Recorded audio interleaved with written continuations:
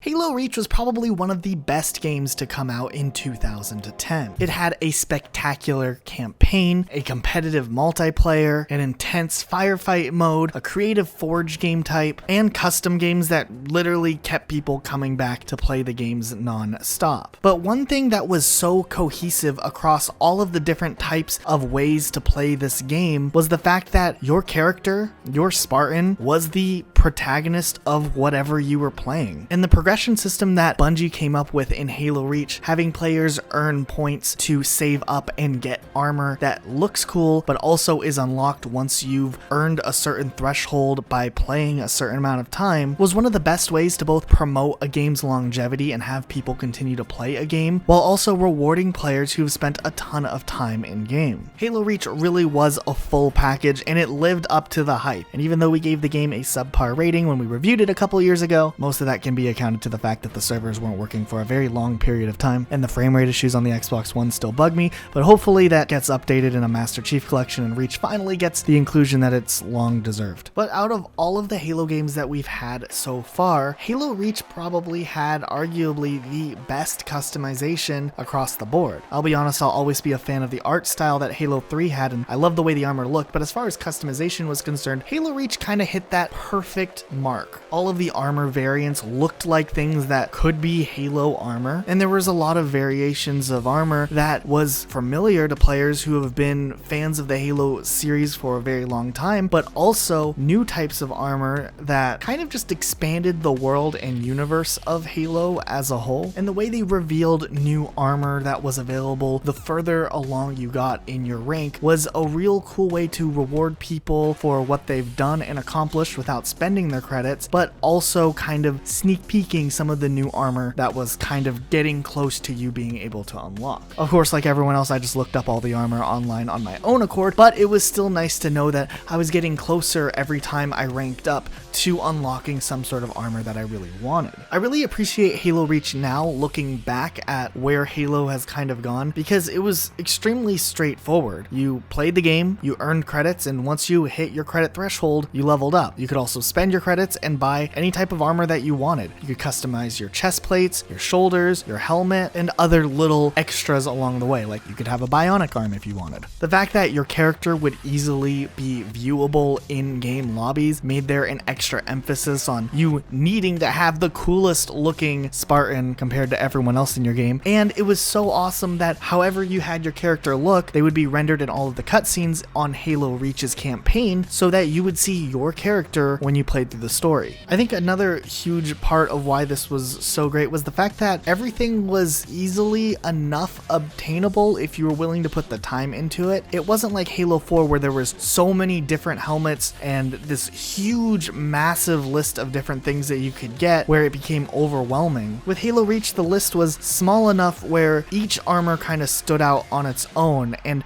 they kind of just picked the best of the best possible armor to present. And especially in Halo 4 and Halo 5, it feels like they just threw anything that they somewhat came up with in 30 minutes into the game, and it just doesn't look as great or maybe as charming as Halo Reach's armor did. I mean, look at this armor from Halo 5. This doesn't feel like Halo at all. Halo Reach did a good job at just streamlining what armor needed to be in the game and making sure that everything that was in the game was really cool in its own way. While Halo Reach could have let you have any visor color you wanted, it was unique that they limited how many visor colors you actually had to choose from so that your character would look unique based off of what you had to work with. It didn't completely jump the shark on what styles would be practical for a Spartan in war, as having like a hot pink visor would be kind of weird, but the fact that they chose 5 main visor colors gave enough variety where you could make your character feel like your own, while also kind of still blending in with the art style and other characters in the universe. The default visor color was actually an okay visor. It wasn't necessarily the Master Chief visor, but it worked well in this new character in Noble 6 and kind of was the visor most people played the game through on their first time. The silver visor was kind of a joke at first because it was just a slightly cleaner version of the default visor, but as the game started to get a little bit older and players got to higher ranks and had different visors to choose from, picking the silver visor actually made your character stand out a little bit more. The blue visor was easily one of the most popular visors that people had because they could still get it at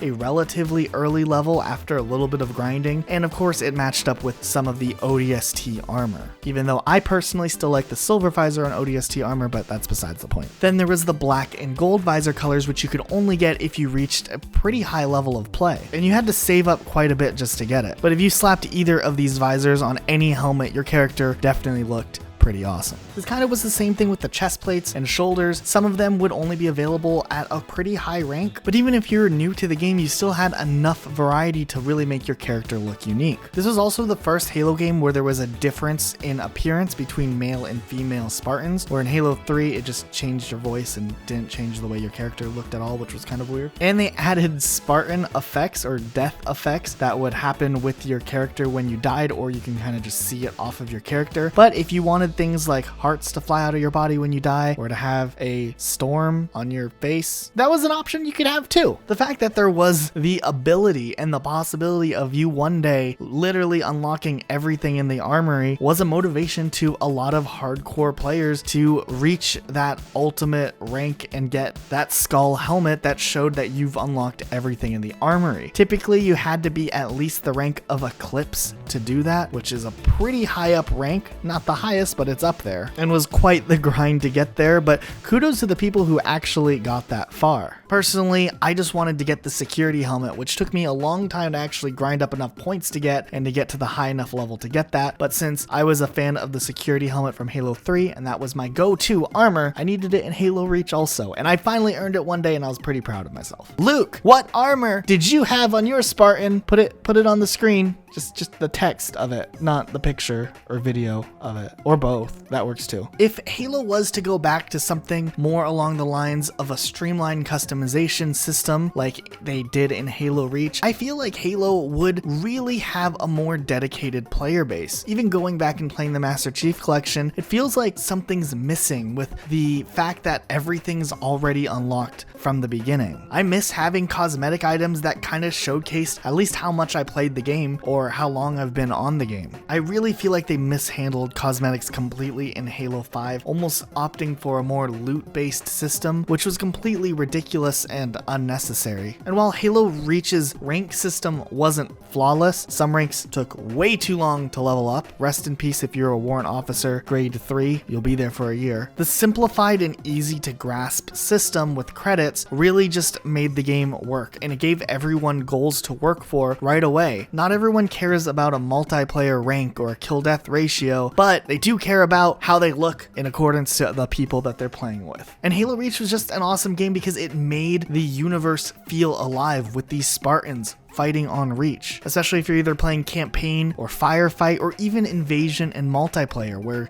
you're Spartans fighting against elites. Unfortunately, in Halo Reach, they did downsize the role that elites had in multiplayer, where in Halo 2 and 3 you could just play an elite outright if you wanted to, and because of that, the types of customization were extremely limited when it came to elites. Pretty much they just had a few different overall elite permutations to choose from, and you couldn't actually customize anything directly on these characters. I wish they went a different route on that because it was nice to be able to customize your elite in Halo 3. It does make sense they changed it because elites actually have a completely different role when you play as them in Halo Reach. They're bigger, they take more damage, and they move faster. But still, having some customization would have been extremely nice. We also can't forget the people who pre-ordered the special edition of Halo Reach got a flaming helmet, which was really cool. Like in Halo 3, Bungie employees had flaming helmets, and that was kind of the symbol that, yeah, you were playing with an official Bungie employee, which I've only ever seen happen once with me. And in Halo Reach, they changed it to the blue flaming helmet to signify you were playing with an official Bungie employee, and the red flaming helmet were available to the people who pre-ordered the special edition of the game. However,